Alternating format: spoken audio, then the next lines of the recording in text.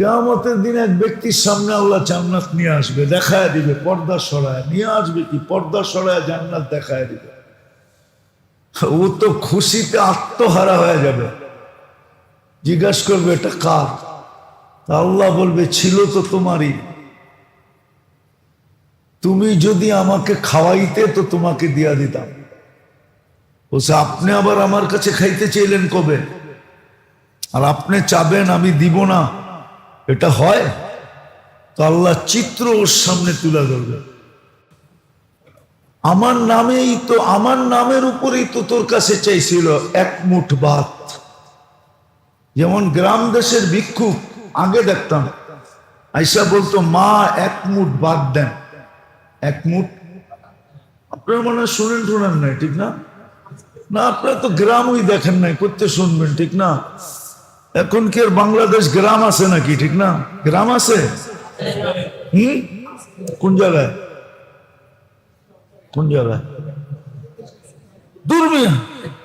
ঢাকা শহরের চেয়ে বেশি ফ্যাশন এখন গ্রামে, যেটার আপনারা গ্রাম কোন।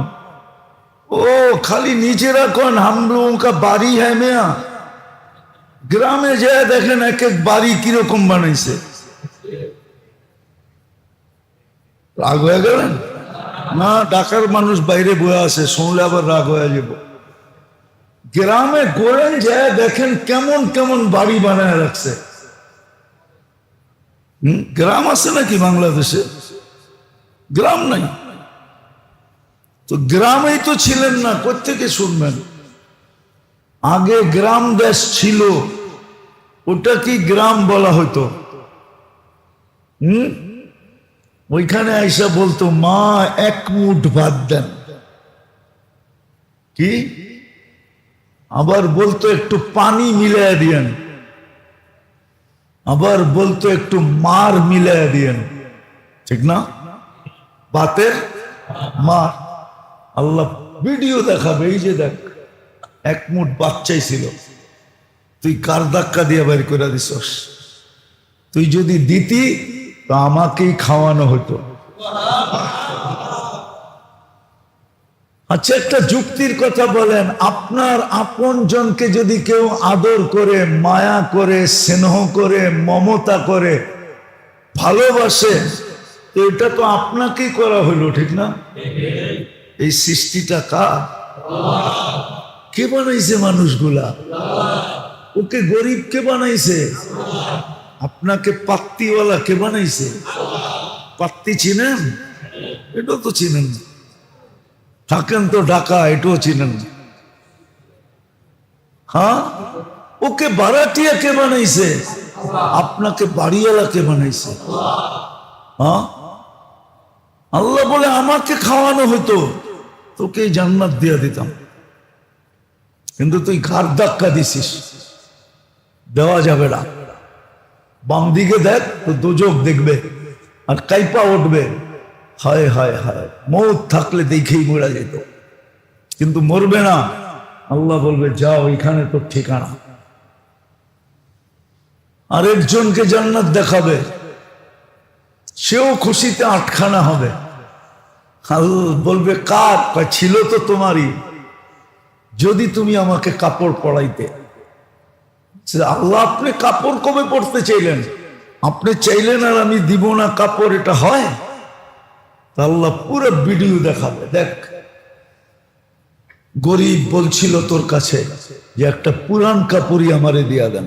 আমরা ছোটবেলা দেখতাম মহিলা ভিক্ষুক এসে বাড়িতে বলতো, মা চাচিকে বলতো যে আপনাদের যে কাপড়টা ফালাইয়া দিয়েছেন পুরান হয়ে গেছে, পরেন না, ওটা আমারে দিয়া দেন, আমার গায়ে কাপড় নাই। আল্লাহ বলে ওই দিন যদি তুই দিতি তাহলে আমাকেই কাপড় পরানো হতো, এই জান্নাত তোর জন্য হতো, কিন্তু তুই দেশ নাই, উল্টা ঘাড় ধাক্কা দিছিস।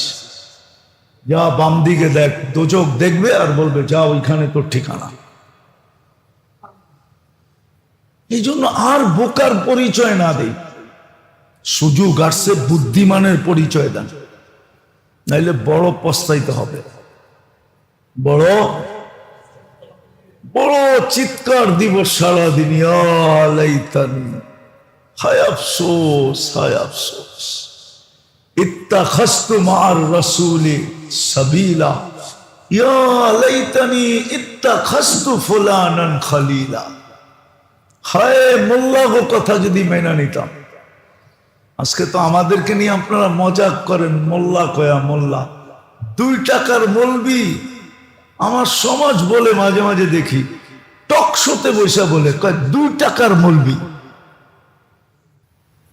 ভালো মতে চিন্তা করলে বোঝা যাবে আসলেই আমি বোকা।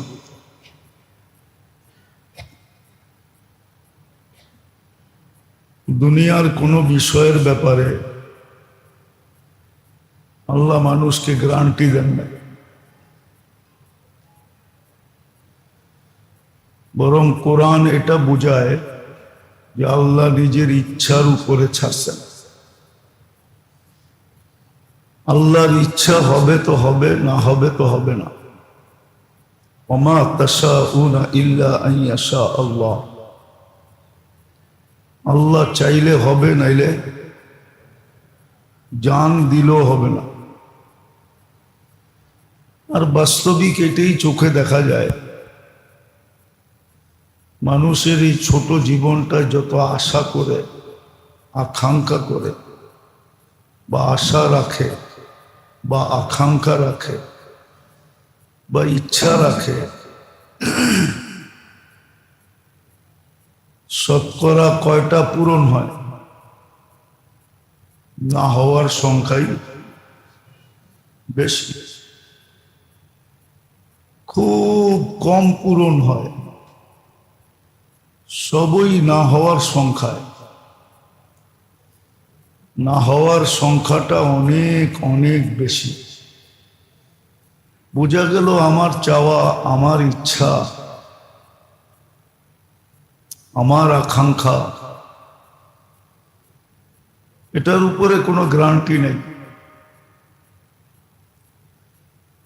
কিন্তু আখিরাতের প্রত্যেকটা জিনিসের উপরে গ্যারান্টি আছে। আখিরাতের প্রত্যেকটা জিনিসের উপরে গ্যারান্টি আছে। নাইলে ফজিলত কোত্থেকে শোনায়? ফজিলত শুনানের অর্থই হইল এটার উপরে গ্যারান্টি আছে, করলে মিলবে। এমনকি ছোট একটা কষ্টদায়ক কাটা সরায়া দিলেও, বা কাটার একটা খোঁচা লাগলেও এটার উপরে গ্যারান্টি আছে। তো বুদ্ধিমানের কাজ তো ছিল যেটার উপরে গ্যারান্টি আছে, কোনো জিনিস কিনতে গেলে দেখে এটার গ্যারান্টি কতটুকু আছে। যেটার গ্যারান্টি যত বেশি, ওই কোম্পানির মাল চলে তত বেশি, না দীর্ঘ গ্যারান্টি কি। আর যেটার গ্যারান্টি যত কম, ওটা মানুষ কিনে কম, বলে এটার গ্যারান্টি নেই। তো আমাদের জীবনের আশা, আকাঙ্ক্ষা, ইচ্ছা, চাওয়া, একটার উপরও কিন্তু গ্যারান্টি নেই। কিন্তু দেখলে দেখা যাবে আমাদের 24 ঘন্টার শ্রম শুধু আশার উপরে লাগানো হয়, গ্যারান্টির উপরে না। কিসের উপরে? আশার উপরে লাগানো হয়, গ্যারান্টির উপরে। এই জন্যই হাদিস বলছিল, আল কাইয়িসু মান দানা নাফসা। বুদ্ধিমান কে, জ্ঞানী কে? যদিও মানুষ নিজেকে জ্ঞানী বলে, কিন্তু একবারও ভাবে না আমি পারফেক্ট জ্ঞানী, না আমি ধারণার জ্ঞানী। আমরা সবাই ধারণার বুদ্ধিমান, আসল বুদ্ধিমান না। এই জন্য কোন মনীষী লিখছিলেন, মাঝে মাঝে পাবনা যায়েন, তাহলে বুঝে আসবে। পাবনা একটা হাসপাতাল আছে, চিনেন? আরে চিনেন নাকি? শুনছেন পাবনা একটা হাসপাতাল আছে? কিসের? ওইখানে যে জিজ্ঞাসা করে দেখবেন, কেউ নিজেকে পাগল বলবে না। সে বলবে আমি তো ভালো মানুষ। এই জন্য কোনো মনীষী লিখছিলেন, দুনিয়ার থেকে যদি বুদ্ধি বিলুপ্ত হয়ে যায়, তারপরও মানুষ নিজেকে নিজে বুদ্ধিমান মনে করবে। যেমন আমরা নিজেদেরকে দারুণ আর বুদ্ধিমান মনে করি, আসলে আমি বুদ্ধিমান না। আসলে যদি বুদ্ধিমান হতাম, তো বুদ্ধি যাকে, যিনি বুদ্ধি দিছেন ওনাকে জিজ্ঞাসা করতাম যে আপনি যে মালটা আমাকে দিলেন, 1 নম্বর দিলেন না 2 নম্বর দিলেন, এটা তো জিজ্ঞাসা করি। কি ভালো কোয়ালিটির দিলেন না নরমাল কোয়ালিটির দিলেন, না এমন ধরায়া দিলেন যে চায় না, 1 বছরের বেশি যায় না, এটা তো জিজ্ঞেস করি। কিন্তু যে আল্লাহ আমাকে বুদ্ধি দিছেন, ওই আল্লাহকে কি কখনো জিজ্ঞাসা করছি যে আল্লাহ আমাকে যে বুদ্ধিটা দিলেন, এটা কি কাজের জন্য দিলেন? আসলেও কি বুদ্ধি দিলেন, না আমার ভিতরে বুদ্ধি নাই? আল্লাহ রসুল আমাদেরকে ইঙ্গিত দিচ্ছেন, ইঙ্গিত না সুস্পষ্ট করছেন যে আসলে বুদ্ধিমান কে, কোন ব্যক্তি বুদ্ধিমান, কাকে বুদ্ধিমান বলা চলে।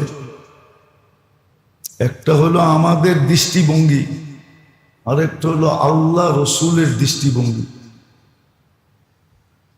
আমাদের দৃষ্টিভঙ্গি তো যে যত 9-6 করতে পারে সে তত বুদ্ধিমান। কি আমাদের সমাজে তো এখন সবচেয়ে বড় বুদ্ধিমান ও যে 9-6 করতে পারে। পিতলে যে সোনা বানায় বেচতে পারে ওইগুলো বুদ্ধিমান, ঠিক না? কি কোন ছাইকে যে সোনা বানায় বেচতে পারে ওইগুলো বুদ্ধিমান। এটা তো আমাদের সমাজের রীতি নীতি, আমাদের সমাজ না, সারা দুনিয়ায় এটা। সারা দুনিয়ার চোখে বুদ্ধিমান ওই ব্যক্তি যে রাত আঙ্গুল ফুইলা কলা গাছ হতে পারে। সবাই তাকে বুদ্ধিমান মনে করে, ঠিক না? না মনে করে না? সবাই বলে ছেলেটা বড় ট্যালেন্ট, বড় চালাক, বড় চতুর, বড় জ্ঞানী। আমাদের চোখে না, আল্লাহ রসুলের দৃষ্টিভঙ্গিতে বুদ্ধিমান কে? যেটার প্রতি কোনো গ্যারান্টি নাই, ওটার পিছনে দৌড়ানো বুদ্ধিমানের কাজ, না যেটার পিছনে গ্যারান্টি আছে ওটার পিছনে দৌড়ানো বুদ্ধিমানের কাজ? তাহলে আমরা তো কেউ দৌড়াই না। আখেরাতের প্রত্যেকটা জিনিসের উপরে গ্যারান্টি আছে, হবেই হবে, কিঞ্চিত সুতা পরিমাণ এদিক ওদিক হবে না। আমার মন মানুক আর না মানুক, আমার বিদ্যা বলুক আর না বলুক, আমার সমাজে প্রচলন থাকুক আর না থাকুক, সত্য এটাই। আল্লাহ রসুলের দৃষ্টিভঙ্গিতে যে বুদ্ধিমান সেই বুদ্ধিমান। আখেরাতের প্রত্যেকটা জিনিস গ্যারান্টি যুক্ত, দুনিয়ার কোনো বিষয় গ্যারান্টি নেই। 1000 কোটি টাকা দিয়া ব্যবসা খুললেই যেন লাভ হবে, তাহলে দুনিয়ার ইতিহাসে বড় বড় কোম্পানিগুলা কেন দেউলিয়া হইতো? বড় বড় কোম্পানিগুলা একদিন কেন বিলুপ্ত হয়ে যেত? আবার বিলকুল রোডের মানুষটা, যাকে মানুষ রাস্তায় দেখছে, ওই লোকটা কেন লক্ষ কোটি টাকার মালিক হতো? এরকম প্রমাণ আমাদের দেশে বহুত আছে।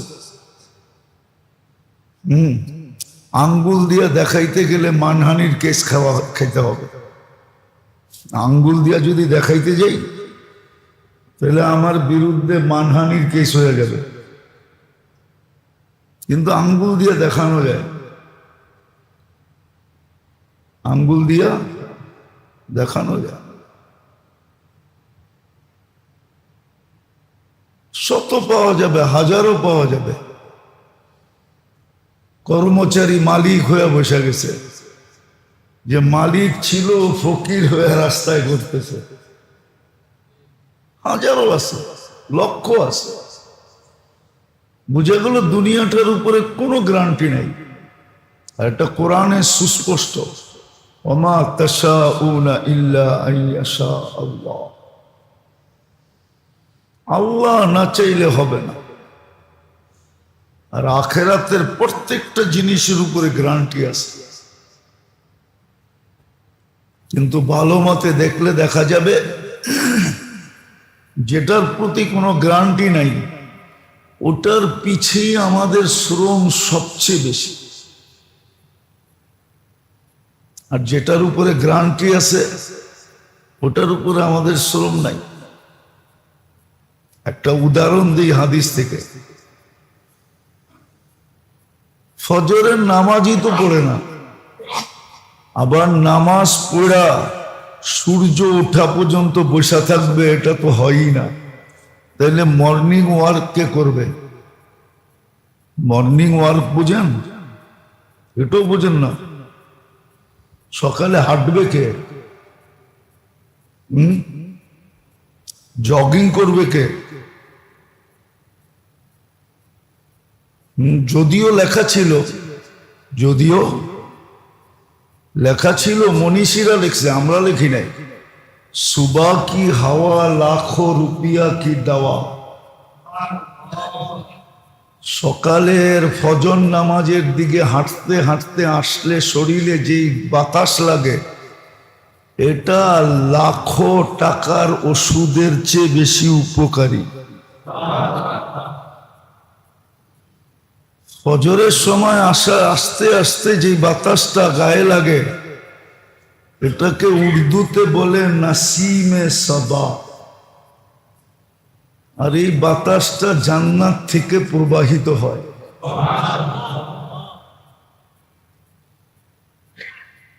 কিন্তু এটা কে গায়ে লাগাবে? আবার যারা লাগাইলো এরা আবার সূর্য উঠা পর্যন্ত বসে থাকবে, এটা সম্ভব কি করে? যদিও হাদিসে ছিল বসে থাকো, প্রথমে 2 রাকাত পড়ো, 1 কবুল হজ আর উমরার সওয়াব পাবে। আবার 2 রাকাত পড়ো, সারা দিনের জন্য আল্লাহ সারা দিনের জন্য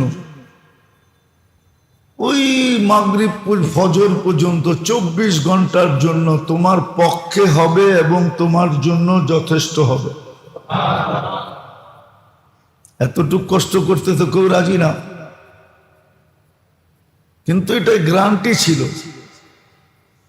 কিন্তু সকালে উঠে বাজারের দিকে দৌড়ানো, দুনিয়ার পিছে দৌড়ানো, এটা মাইনা নিতে রাজি। এই গরমের ভিতরে মাথার গাম পায়ে ঝড়াইতে রাজি। যদিও কেউ কেউ বলে যে কোরা তো দেখছি, হয়তো না। আচ্ছা, কোন সব ওষুধের ডোজ আছে না নাই? ডোজ বোঝেন কি? পরিমাণ, মাত্রা, ঠিক না? হ্যাঁ, না এক ট্যাবলেট খেয়েই ভালো হয়ে যাবেন? মাত্রা পুরা করতে হবে, ঠিক না? পরিমাণ পুরা করতে হবে, ঠিক না? আপনি তো প্রথম দিন পরিই পাইতে চান। মাত্রা পুরা করেন। এই জন্যই তো কোনো মনীষী লেখছেন, যদিও কথাটা উর্দুতে লেখছেন, करके तो देख, पूरा ना उतरो तो फिर कहना। करके तो देख, पूरा तो देखो, पूरा तो देखो, पूरा যদি না হয় তারপরে বলিস, তারপরে বলো। তো আসলে এটাই আমাদের বোকার পরিচয়, যে আমরা যে বোকা। যেটা অকাঠ্য সত্য, 100-এ 100, ওটার প্রতি আমরা অনুরাগী না, ওটার প্রতি আমরা ধাবিত হই না। যেটার পিছনে কোনো গ্যারান্টি নেই। এই জন্যই তো কিতাবে লেখছে, বানাবে কিন্তু তোমাকে বেশি দিন থাকতে দিব না। বানানের ডিজাইন বলবে যে এই ব্যক্তি, বাংলাদেশে বহুত গ্রাম গঞ্জে শহরে বহুত সুন্দর সুন্দর বাড়ি আছে। ওই বাড়িতে ঢুকলে মনে হবে যে এই মালিক মনে হয় কোনোদিন এই বাড়ি থেকে যাওয়ার আশায় বানায় নাই। যদি যাওয়ার আশায় বানাইতো তাহলে এত টাকা এটার পিছনে খরচ হতো না, এত ডেকোরেশন হতো না, এত সৌন্দর্য হতো না, এত সাজানো গোজানো হতো না। কেন? অস্থায়ী জায়গায় মানুষ কোনোদিন কি বলে পাকা বাড়ি বানায় না, উপস্থাপনা বানায় না। অস্থায়ী বিটাতে কোনোদিন মানুষ স্থায়ী কোনো কাঠামো দাঁড় করায় না। অস্থায়ী জায়গাতে ওরকমই দাঁড় করায় যে চলে গেলে যেন গুটা গাটায় হাতে করে নিয়ে যেতে পারি। কিন্তু কারো কারো বাড়ি ঘর দেখলে তো মনে হয় উনি চিরদিন এখান থেকে যাবে না। কি যাবে না? যাবে না, হ্যাঁ। কিন্তু অবকাঠামো তো বলে সে যাওয়ার জন্য বানায় না। এই জন্য কিতাবের লেখা সত্য, বানাও, তোমাকে চিরদিন থাকতে দিব না, বেশি দিন তোমাকে এটার ভিতরে থাকতে দিব না। কামাও, যত খুশি কামাও, পরিপূর্ণ তোমাকে খাইতে দিব না, পরিপূর্ণ খাইতে দিব না।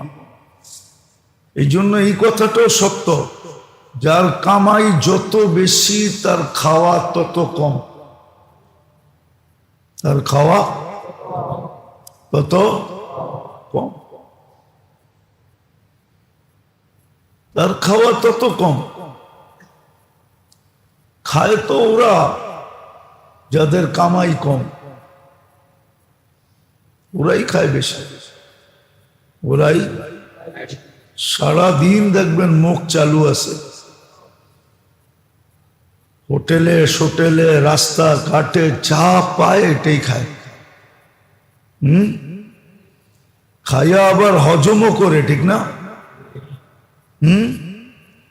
আবার ওদের গায়ে শক্তি বেশি, ঠিক না? না শক্তি বেশি না? তো আল্লাহ বলে কামাবে, তোমাকে পোড়া খাইতে দিব না, কিতাবের লেখা।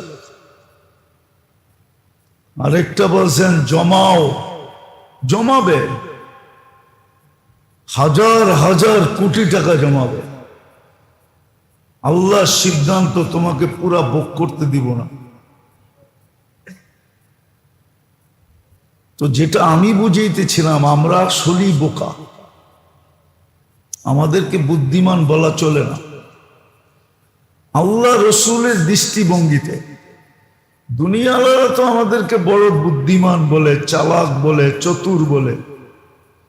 আরেকটা কথা আছে, যে চিরস্থায়ী নিজের ভালো বোঝে না, ওকে ভালা বোঝে এই কথাটা বলাও যাবে না।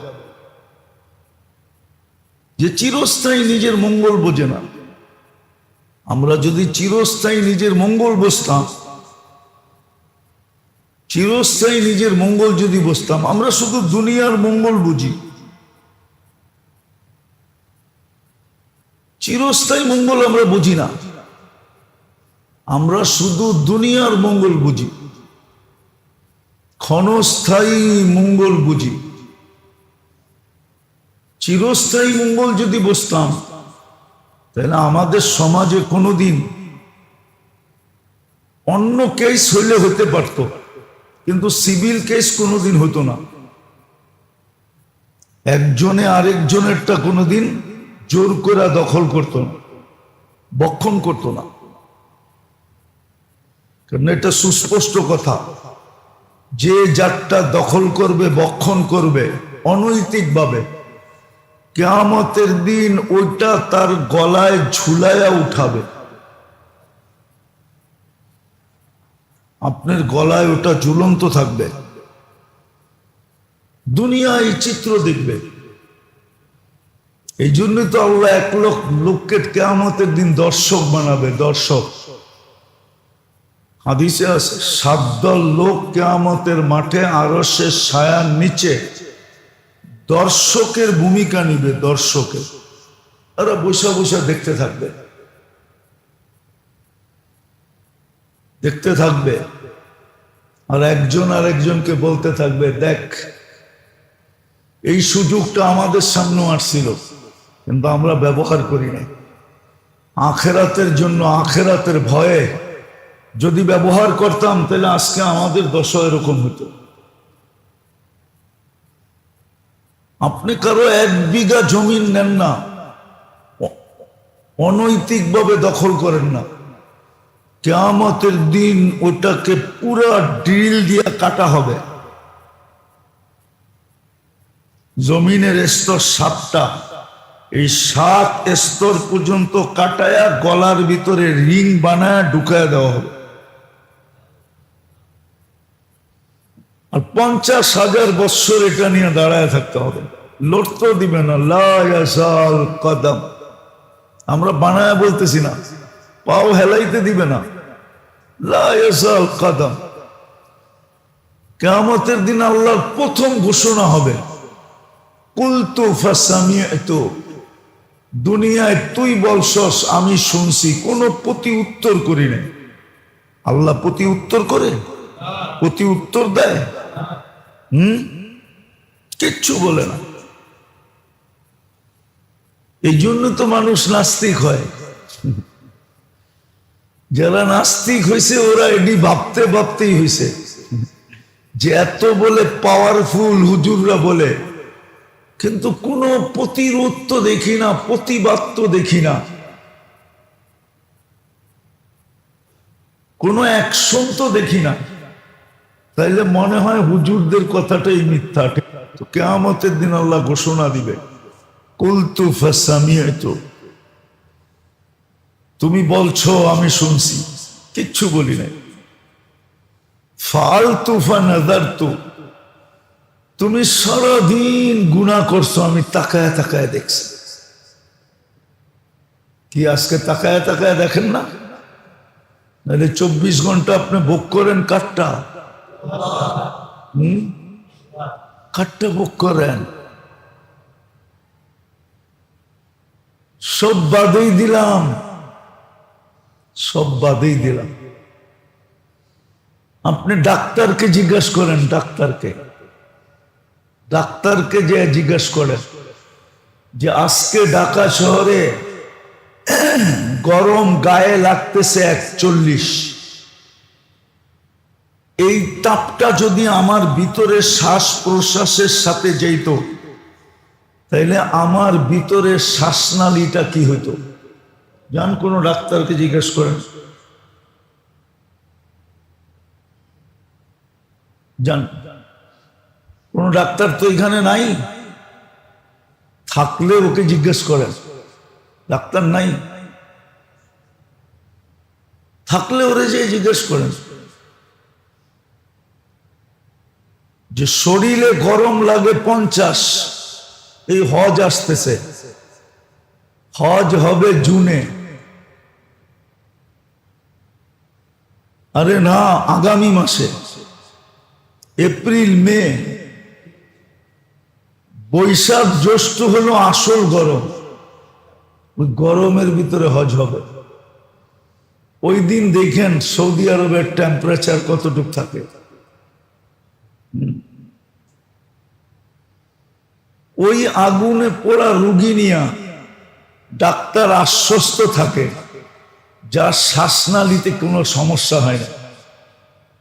শরীরে হয়েছে কিন্তু শ্বাসনালীতে কোনো সমস্যা হয় নাই, তাইলে ডাক্তার আশ্বস্ত থাকে যে হইতে পারে ট্রিটমেন্টে বেঁচে যাবে। আর যদি শ্বাসনালীতে হয় তখন ডাক্তার নিজের থেকেই মনের থেকে আশা ছেড়ে দেয় যে এখন আর আমাদের হাতে নাই। হ্যাঁ, মিরাকেল হলে হতে পারে, কুদরত চাইলে বাঁচায় দিতে পারে, মিরাকেল হলে হতে পারে, বেঁচে যেতে পারে, কিন্তু আমাদের থিওরিতে বলে বাঁচবে না। জিজ্ঞাসা করেন যে 41 গরম আমার নাক দিয়া শ্বাসনালীতে ঢুকে গেছে। আপনি জানেন না আপনার শ্বাসনালীটা কত কত সূক্ষ্ম, কত নরম, কিন্তু তাপমাত্রা যতই হোক শরীরে লাগে, কিন্তু আল্লাহ অক্সিজেনের মাধ্যমে আমাদের ভিতরে ঢুকতে দেয় না। এই টেকনিকটা কে ব্যবহার করে? এই জন্যই আল্লাহ বলে কুলতু ফাসামিয়তু, তুমি বলছো আমি শুনছি, ফাআলতু ফানাযারতু, তুমি করছো সারাদিন গুনাহ করছো, আমি তাকায় তাকায় দেখছি। এক হাদিসও আছে, নাদিরুন কাইফা তা'মালুন, তুমি কি করো আমি দেখতে থাকি, কিন্তু কোনো প্রতি উত্তর করি না, অ্যাকশনে আসি না, ইল্লা মাশা আল্লাহ। হ্যাঁ, কখনো কখনো বুঝানোর জন্য। ওই যে একটা কথা আছে না, আল্লাহ ছাড় দেয় ছেড়া দেয় না, ছাড় দেয় ছেড়া দেয় না, মাঝে মাঝে আমাদেরকে বুঝানোর জন্য দুই একটা দেখায় দেয়, কিন্তু ব্যাপকভাবে না। নাইলে আল্লাহ নিষেধকৃত জিনিস করে কি করে? আল্লাহ ডাকে না, আসে না কি করে? 5 বেলা কে ডাকে? বইলা কয়া ডাকে, আর সালাতু খায়রুম মিনান নাওম, ঘোষণা দিয়ে ডাকতেছে, ঘুমের চেয়ে নামাজ উত্তম, কোটি গুণ উত্তম। আইসা যা, তারপরও ঘুমাইতে থাকে, নামাজে আসে না। কিন্তু কিয়ামতের দিন বলবে, এখন আমি বলবো তুমি শুনবে, আজকে আমি অ্যাকশন নিব তুমি সইবে। আর ওই অ্যাকশন বড় কঠিন, কিয়ামতের দিনের অ্যাকশন বড় কঠিন। এই জন্যই তো আজকে রাগ হন না, বেশি রাগ হন না, বরং আজকে দয়াই দয়া দেখাইতেছে। নাইলে আপনি একটা কথা যুক্তি দিয়া ভাবেন, আল্লাহর দেওয়া বাক শক্তি দিয়ে আল্লাহর বিরুদ্ধে বলে কি করে? শাসকদের বিরুদ্ধে বলেই তো, সত্যটাও যদি বলা হয়, শাসকদের বিরুদ্ধে বললেই তো দেশে থাকা যায় না, টিকা যায় না, টিকতে দেয় না, থাকতে দেয় না, চলতে দেয় না, ফিরতে দেয় না, খাইতে দেয় না, লইতে দেয় না, জীবন তামা বানায় ফেলে, ঠিক না? কি দেখেন না? না দেখেন নাই? মনে হয় আপনারা এই দেশে থাকেনি না, জুমার দিন আসেন, ঠিক না? আর আল্লাহর বাক শক্তি আর আল্লাহর বিরুদ্ধে, আল্লাহর দৃষ্টি শক্তি আর আল্লাহর বিরুদ্ধে, আল্লাহর শ্রবণ শক্তি আর আল্লাহর বিরুদ্ধে, মেধাটা আল্লাহ দিল আর আল্লাহর বিরুদ্ধে, যোগ্যতা আল্লাহ দিল আর আল্লাহর বিরুদ্ধে। শুধু তো রূপের ডেকি হইলে মিডিয়া যাওয়া যায় না, সাথে সাথে রূপের সাথে সাথে বচন ভঙ্গিও থাকতে হয়, ঠিক না? মনে হয় বোঝেন টোঝেন না। উপস্থাপনার ভঙ্গিও থাকতে হয়। কে দিছে এটা? বহুত সাধারণ মানুষ আছে, উপস্থিত বুদ্ধি এত যে বড় বড় শিক্ষিত ওর সামনে ফেল নাই, এরকম উপস্থিত বুদ্ধি এরকম। কে দিছে? আল্লাহ দিল। আর আল্লাহর বিরুদ্ধে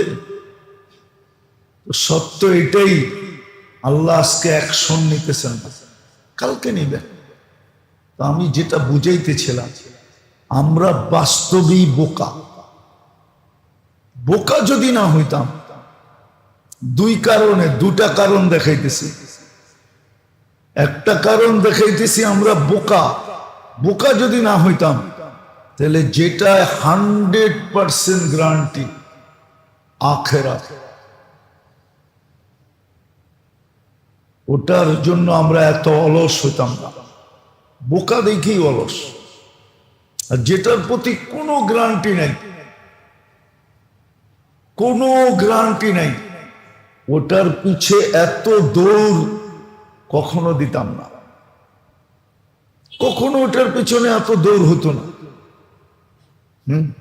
আল্লাহর অঙ্গীকার কিন্তু ছিল, আল্লাহর অঙ্গীকার ছিল। মুসলমানের ব্যাপারে অঙ্গীকার ছিল, লাউ তাওয়াক্কালুনা আলাল্লাহি হাক্কা তাওয়াক্কুলিহি। সন্তান ক্ষুধার্ত থাকলে মা বাবা বোঝে যে দিলে কিরকম দাগ লাগে। সন্তানের ক্ষুধা মা বাবা সইতে পারে না, পারে নাকি?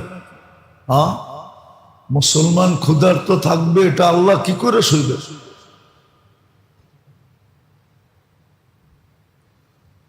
অঙ্গীকার তো ছিল যে বুদ্ধিমানের পরিচয় দাও, তোমাদেরকে পাখির মতো পালবো। লারাসাকাকুম কামা ইয়ারযুকুত তাইর তাগদু খিমাসান ওয়া তারুহু বিতানা। বিলকুল পাখির মতো তোমাদেরকে পালবো, কামাইহীন পরিশ্রমহীন তোমাদেরকে পালবো, কামাইহীন পরিশ্রমহীন তোমাদেরকে পালবো। ও মেরে দোস্ত, একটা কথা যুক্তি দিয়ে বোঝা। সৌদি আরবে কতগুলা বালু আর খেজুর ছাড়া কি আছে? বালু আর খেজুর আর পাহাড় আর পাথর ছাড়া কি আছে? আছে কিছু? কি আছে? আপনার কয় লক্ষ প্রবাসী সৌদি আরবে? আরে বলেন না, কয় লক্ষ? 15 থেকে 20 লক্ষ প্রবাসী সৌদি আরবে।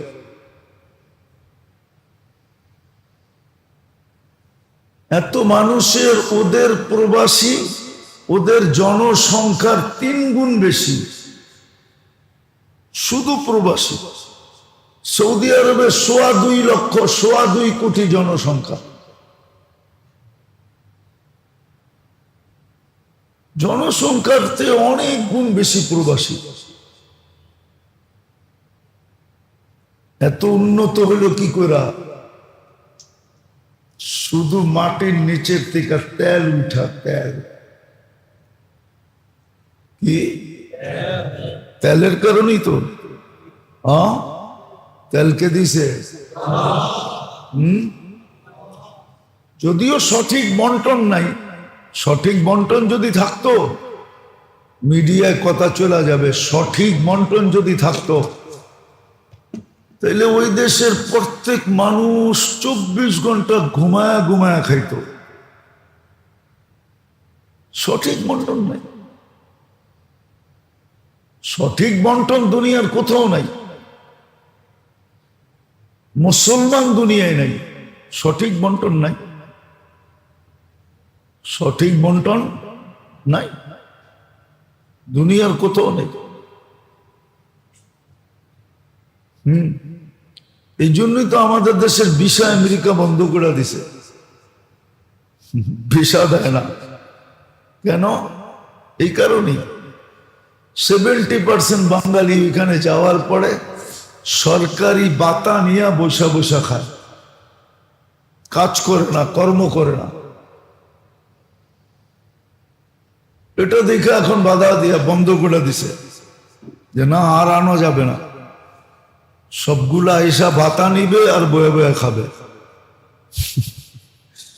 সারাদিন আল্লাহ আল্লাহ করতো, তাইলেও বোঝা যেত সারাদিন পাবজি খেলবে। ওই যুবক মতো সারাদিন কোনো কাম করে না, খালি পাবজি খেলে। কি? খালি নেট ঘাটতে থাকে, আজে বাজে জিনিস দেখতে থাকে। তো যেটা বুঝাইতেছিলাম, আমরা দুই কারণে বোকা। এটা গ্রান্টি যুক্ত, ওটার পিছে আমরা দৌড়াইতে রাজি না। দ্বিতীয় বোকা, যেটা আমার চিরস্থায়ী মঙ্গল, ওটাকে বুঝি না। যদি বুঝতাম, হায় হায় হায়, তাহলে তো সারাদিন জান্নাতের জন্য দৌড়াইতো। এই জন্য তো আল্লাহ রসুল দুটা কথা বলছিলেন, লা ইয়ানামু তালিবুহা, জান্নাত যে মনে প্রাণে চায় ওর ঘুম আসে না, ওর ঘুম আসে না। মিলবে কি মিলবে না, মিলবে কি মিলবে না, মিলবে কি মিলবে না, এই দ্বিধা দ্বন্দ্বে ওর আর ঘুম চোখে আসে না। প্রথম বলছিলেন এটা, লা ইয়ানামু তালিবুহা, জান্নাত যে মনের থেকে চায় ওর ঘুম কোনোদিন আসে না, ও সামান্য ঘুমায়, চোখ বন্ধ করে, আসলে ঘুম না। আর দ্বিতীয় বলছিলেন, উতলুবিল জান্নাতা জাহাদাকুম, যে জান্নাত বুঝছে, চিনছে, জান্নাত যার দিলে বসা গেছে, ও তো জান দিয়া হলেও নিতে চাবে। সবকিছু তো দিবে, দিবেই, জানটা পর্যন্ত দিয়া দিবে, বলবে নিয়ে নেন, জান্নাত দিয়া দেন। আর আল্লাহ রসুল বলছিল, যদি সম্ভব হয় তাহলে সব কিছু বিলীন করে দিলেও জান্নাত নিয়ে নিও।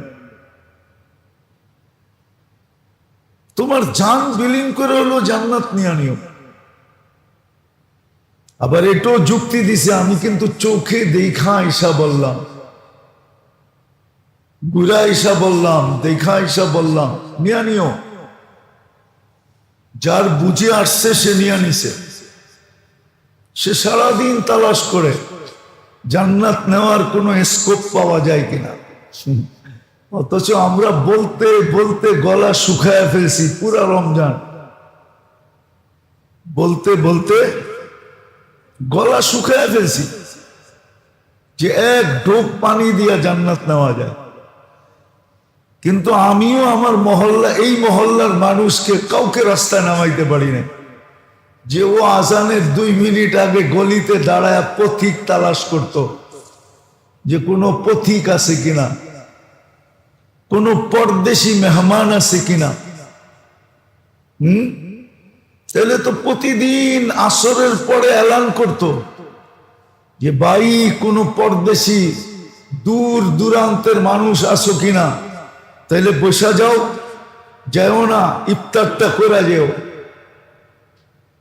প্রতিদিন মসজিদে এলান হতো। দুনিয়ায় আছে, দেশ আছে, কিন্তু আপনারা অনেক দেশকে খারাপ মনে করেন। আমার জীবনের কথা বলতেছি আমি, চোখে দেখা, শুনে না। একটা জায়গা আছে দুনিয়ায়, বেশি দূরে না, আমাদের চেয়ে বেশি দূরে না, ওইখানে প্রত্যেক নামাজের পরে এলাকার মানুষ দেখে কোন ভিনদেশি আছে কিনা, দূরের মানুষ আছে কিনা, কোন মুসাফির আছে কিনা, আমাদের এলাকার না এরকম অপরিচিত আছে কিনা, সবাই দেখে। সংখ্যা বেশি হলে ভাগ করে নেয়। আপনি বলে দেন যে না, আমার লোকজন আছে এখানে, আপনজন আছে, আমি আপনাদের কাছে যাব না, দুনিয়া এখনো এরকম মানুষ আছে, এই জন্যই দুনিয়াটা টিকা আছে, নাইলে টিকা থাকতো না। আপনার এই মন মানসিকতা নাই, তাতে কি আসে যায়? দুনিয়ায় এখনো কিছু আল্লাহর বান্দা আছে, যার কারণে টিকা আসি আমরা, নাইলে টিকা থাকতাম না। তো যেটা বুঝাইতেছিলাম, আমরা আসলেই বোকা, নাইলে গ্যারান্টি যুক্ত জিনিসকে ছেড়া, যেটার পিছনে কোনো গ্যারান্টি নাই, ওটার পিছনে দৌড়ায় কি করে? নিজের মঙ্গল না বুঝা, নিজের মঙ্গল বুঝলো না, অন্যের মঙ্গলের পিছে সারাদিন দৌড়াইতে থাকে। বুদ্ধিমান তো হলো নিজের মঙ্গল বোঝা। কোরআন তো এই জন্যই বলছিল একটা শব্দ, যালিমুন লিনাফসিহি, এটা কোরআনের শব্দ, যালিমুন লিনাফসিহি। এত এরকে যতই দেখো না কেন, যতই বড় পোস্টার লেখক না কেন, শব্দটা বললাম না, যতই বলুক না কেন যে আমি অমুক তমুক সেবক সেবক সেবক সেবক, বলতে বলতে জান দিয়া দেখ না কেন, ও নিজের জন্য নিজে জালেম, ও নিজের উপরে জুলুম করতেছে, ও আরেকজনের সেবা করবে কি করে? জালিমুন লিনাফসি। আমরা নিজেদের উপরে জুলুম করতেছি, আমরা নিজের মঙ্গল বসতেছি না। যদি মঙ্গল বসত, তাহলে যার কাছে যতটুকু ছিল, যুবকের কাছে যৌবন ছিল, যৌবন লাগায় দিত, যে বৃদ্ধ হইতে পারি কি পারি না জানি না, গ্যারান্টি নাই, যৌবনটাই লাগায় দিত। পুরুষ পুরুষত্ব লাগায় দিত, নারী নারীত্ব লাগায় দিত, টাকা লাগায় দিত, খুঁজা খুঁজা লাগাইত। শুধু শুধু তো বলেন না আল্লাহ রসুল, তুবাল আমির আলা বাবিল ফকির, ওই ধনীর চেয়ে উত্তম কোন ধনী আল্লাহর কাছে নাই, ওই ব্যক্তির চেয়ে প্রিয় কেউ আল্লাহর কাছে নাই, যাকে আল্লাহ ধন দিছে আর গরিব টোকায় টোকায় দরজা ঠকঠকায়া দিতেছে, ওর চেয়ে উত্তম কেউ নাই। তুবাল আমির আলা বাবিল ফকির, যে গরিব তালাশ করা করা করা করা চুপে চুপে নিজের ধন খরচ করে, আল্লাহ বলে ওর চেয়ে উত্তম কেউ নাই। আবার উত্তমের বর্ণনা দিছে, করিবুম মিনাল্লাহ, আল্লাহর বড় কাছে এই লোকটা। করিবুম মিনান নাস, শুধু আল্লাহর কাছে না, মানুষের কাছেও সে। এই জন্য মুসা আলাইহিস সালাম একদিন আল্লাহকে জিজ্ঞাসা করছিলেন, আল্লাহ আপনি যে আমাকে ভালোবাসেন এটার প্রমাণ কি? আল্লাহ বলছে, মুসা দেখো গরিবরা তোমাকে কতটুকু ভালোবাসে, গরিবরা যদি তোমাকে ভালোবাসে তো তাইলে তুমি বুঝা নাও আমি তোমাকে ভালোবাসি। আমাদের সমাজে তো গরিবরা ধনীদেরকে সালাম দেয় বয়ের ঠেলায়, বয়ের কারণে জুলুম করবে এই ভয়ে সালাম দেয়, এই ভয়ে পিছে পিছে ঘুরে। ও জানে সুযোগ পেলে আমাগোটা মেরে খেয়ে ফেলাইব, নাইলে পেপার পত্রিকা এত কথা ওঠে কেন? খেজুর কই গেল, ঠিক না? কি কোরবানির পরের গোস্ত কই যায়? দুর্যোগের সময় রিলিফ আসে, ওটা কই যায়? না মানে রাগ হয়ে গেলেন, ঠিক না? কারো কারো চেহারায় মনে হয় রাগ হয়ে গেছে, সেও মনে হয় খায়টায়। যে হুজুর তো আসল জায়গায় দেখা যায় টিপ দিয়ে দিছে, ঠিক না? কি রাগ হয়ে গেলেন? সত্য এটাই তো। গরিব যাকে ভালোবাসে, মুসা আলাইহিস সালামকে আল্লাহ বলছেন, এই জন্যই তো আল্লাহ বলছেন তুবাল আমির আলা বাবিল ফকির, ও আল্লাহরও কাছে, মানুষেরও কাছে, জান্নাতের একবারে কাছে। কারীবুম মিনাল জান্নাহ। শুধু যাইতে পারে না, দুনিয়ায় আসে দেখা, নিলে ও জান্নাতেই থাকতো। কিন্তু কয়জন ধনী পাবেন আপনি? এত গ্যারান্টি ছিল যে গরিবের দরজা খটখটায়, গরিবরে খোঁচে। হ্যাঁ, আমাদের দেশের ধনীরাই যে কোরবানি ঈদ আসতেছে, ঠিক না? কোরবানি তো দিবে শোডাউনের লেগা। শোডাউন বোঝেন? হ্যাঁ, কি শোডাউন বোঝেন? শোডাউন 5টা গরু, 3টা গরু, 4টা গরু, 5টা গরু, 6টা গরু, 10 লাখের গরু, 5 লাখের গরু, শোডাউনের জন্য। কোরবানি যদি কোরবানির জন্যই হতো তো ও তো কোনো গ্রামে পাঠায় দিত, বলতো আমি তো সারা, আমার ফ্রিজ তো সারা বছর গোস্তে ভরা থাকে না, থাকে না? আপনাকে বাড়িতে 2 কেজি নাই ফ্রিজে? না নাই? কি এইখানে যারা বসা আছে মনে হয় নাই, ঠিক না? 2-1 কেজি সারা বছর ফ্রিজে থাকে না? না, মনে হয় ওরা মনে হয় দোতলায় আছে, ঠিক না? নাইলে আসাম দিলে আসবো, ঠিক না? আপনাকে মনে হয় নাই, ঠিক না? কি আছে? হ্যাঁ, 2-1 জন চিনি আমি, ফ্রিজে সারা বছর গোস্ত ভরা থাকে। ওর আবার কোরবানির গোস্তের দরকার কি? দরকারও যদি হইতো কোরবানির গোস্তের টেস্ট নেওয়ার জন্য, মজা নেওয়ার জন্য, তাহলে 2-4-5 কেজি রাখতো, রাইখা পাকায় শাকায় পিকনিক করে খায়া ফেলতো। ও তো কোনো গ্রামে দিয়ে দিত গরিবদেরকে, বাবা তোরা জব কর, তোরা ভাগ করে নিয়ে আনে। ধনীরা তো এটা করতো। শোডাউনের জন্য তো বাড়ির নিচে 10টা গরু বাঁধতো না, 5টা গরু বাঁধতো না। হ্যাঁ, গরুর গলায় বলে ফুলের মালা দিয়ে আনে। কি মানুষ ফুলের মালা পায় না? কেমন নিচে গেছি আমরা, গরুর গলায় কি, অথচ মানুষের গলায় কোনো মালা নাই। মানুষ মালাহীন করতেছে, কিন্তু গরুর গলায় কি? মিডিয়া ঢুকলে দেখেন কোরবানির সময় গরুর গলায় কি কি মালা দেয়। হায় হায় হায় হায়। এই জন্য বললাম, যেটা গ্যারান্টি যুক্ত ছিল, যেটার সাথে গ্যারান্টি ছিল আখিরাত আমল, ওটার পিছনে সারাদিন দৌড়াইতাম। আমল সারাদিন দৌড়াইতাম। শিখেন, করেন, দেখেন মিলেন কি মিলে না, ওটার পিছনে সারাদিন দৌড়াইতাম। দুনিয়া যেটার পিছনে গ্যারান্টি নাই, ওটার পিছনে 1 ফোঁটা ঘামও মুসলমান কোনোদিন ঝরাইতেন না, ঘাম ঝরাইতেন না। কেন? এটাই সত্য। আপনি যত কামান, খাইতে দিবে না।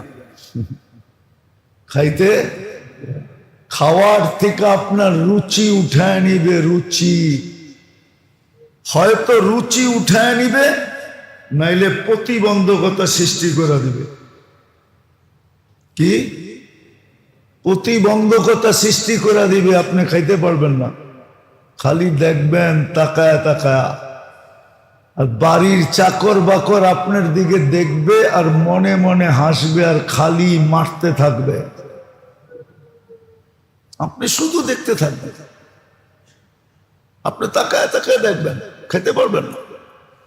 কিতাবের কথা সত্য, যত সুন্দর বানাক, যত সুন্দর, বেশি দিন থাকতে দিবে না। যতই না জমাক, ভোগ করতে দিবে না। এটাই চিরসত্য। এই জন্যই আল্লাহ মুসলমানকে সুযোগ দেন পরীক্ষা করার জন্য।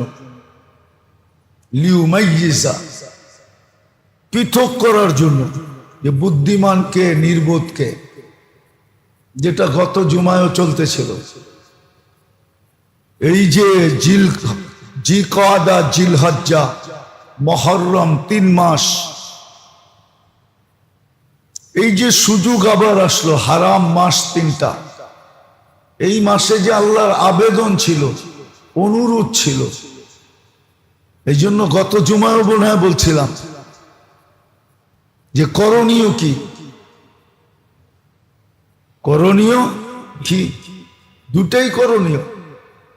গুনার থেকে নিজেকে বাঁচায় রাখা, গুনার থেকে বাঁচাও। 3 মাস বেঁচে থাকলে 30 মাস বাঁচার সমতুল্য হবে। 1 এ 10, 3 মাস বাঁচার 30 মাস বাঁচার সমতুল্য হবে। 3 মাস গুনার থেকে বেঁচে থাকো। বুদ্ধিমান বানানোর জন্য আল্লাহ সুযোগ নিয়ে আসছিলেন, পৃথক করার জন্য সুযোগ নিয়ে আসছে। কে বুদ্ধিমানের পরিচয় দিবে? কে নিজের উপরে জুলুম থেকে বাহির হয়ে যাবে? এই জন্য দোয়া শিখাইছে, কোরআনে আছে, রব্বানা ইন্নানা যালামনা আনফুসানা ফাগফির লানা ওয়ারহামনা। দোয়া শিখাইছেন যে আল্লাহ তুমি আমাকে ওই ব্যক্তির অন্তর্ভুক্ত করো না যে নির্বোধ হবে, নিজের উপরেই নিজে জুলুম করবে, ওর অন্তর্ভুক্ত আমাকে করো না। দোয়া শিখেছেন, সকাল বিকাল পড়ো, দোয়া শিখেছেন। হ্যাঁ, আবার এটাও শিখাইয়া দিছেন, ফাস্তাবিকুল খায়রাত, আখিরাতের দিকে দৌড় দাও। সুস্পষ্ট হাদিস বলছে, কুনু আবনা আল আখিরা ওয়ালা তাকুনু আবনা আদ-দুনিয়া। আখিরাতের পিছনে দৌড়াও, এটা গ্যারান্টি যুক্ত। নির্বোধের পরিচয় দিও না। কিন্তু আফসোস তো এইখানেই, আফসোস তো এইখানেই। যতই বুঝানো হোক, যতই বলা হোক, যতই দলিল প্রমাণ দেওয়া হোক, আমরা মানতে রাজি না। মানলে আমাদের সমাজ এরকম হতো না। হ্যাঁ, আমাদের সমাজ এরকম হতো না। আর এটাই চিরসত্য, আপনাকে আমি প্রমাণ দিতে পারবো, এটাই সত্য। বুঝলে প্রমাণ দেওয়া যাবে। জনগণ যদি দিনদার হয় না, তো শাসকরা দিনদার হইতে বাধ্য হয়। শাসক দিনদার হইলে জনগণ দিনদার হবে এরকম না। জনগণ যখন শাসকদের বিরুদ্ধে চলে যায়, তো যতই প্রতাপশালী বা শাসক হোক না কেন, রাতের অন্ধকারে পালায়া যায়। রাতের অন্ধকারে পালায়া যায়। কি এখনো বোঝেন নাই? আমরা দিনদার হইতে হবে, আমরা বুদ্ধিমান হইতে হবে, তাহলে সব বুদ্ধিমান হয়ে যাবে। নাইলে কিন্তু আমাকে বোকাই,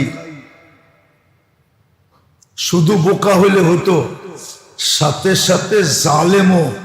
আমি আমার জন্য জালেম, আমি একদিকে বোকা আর একদিকে নিজের জন্য নিজে জালেম। আমি একদিকে অজ্ঞ জাহেল, আর একদিকে আমি আমার উপরে, আমার জন্য আমি জালেম। আমি আমার উপরে জুলুম করতেছি। সুযোগগুলা আসার পরেও আমি কাজে লাগাইতেছি না। সুযোগ আছে, এক ঢোক পানির বিনিময়ে জান্নাত। এরকম সারা দিন আপনার সামনে শত জিনিস আছে, আপনি একটা করবেন জান্নাত মিলা যাবে। ডেলি 100টা আছে, 100টা সবার সামনে আসে পড়ে, যে এটা করলেই জান্নাত, এটা করলেই। জান্নাত জানিও না, করিও না। আর এতগুলা জুমার দিন বলাও সম্ভব না। 1-8 ঘন্টায় কতটুকু বলবে? এটার জন্য হওয়া চাই মাসের পরে মাস কোর্স হলে, তাইলে হয়তো কিছু বুঝে আসবে। বুঝে আসবে, বুঝে আসবে। তখন দেখা যাবে ছোট ছোট জিনিসের বিনিময়ে জান্নাত। হাদিস থেকে উদাহরণ দিতেছি, 2টা হাদিসে আছে। কিয়ামতের দিন এক ব্যক্তির সামনে আল্লাহ জান্নাত নিয়ে আসবে, দেখায় দিবে, পর্দা সরায় নিয়ে আসবে। কি পর্দা সরায় জান্নাত দেখায় দিবে। ও তো খুশিতে আত্মহারা হয়ে যাবে। জিজ্ঞাসা করবে এটা কার? আল্লাহ বলবে ছিল তো তোমারই। তুমি যদি আমাকে খাওয়াইতে তো তোমাকে দিয়া দিতাম। বলছে আপনি আবার আমার কাছে খাইতে চাইলেন কবে? আর আপনি চাবেন আমি দিব না, এটা হয়?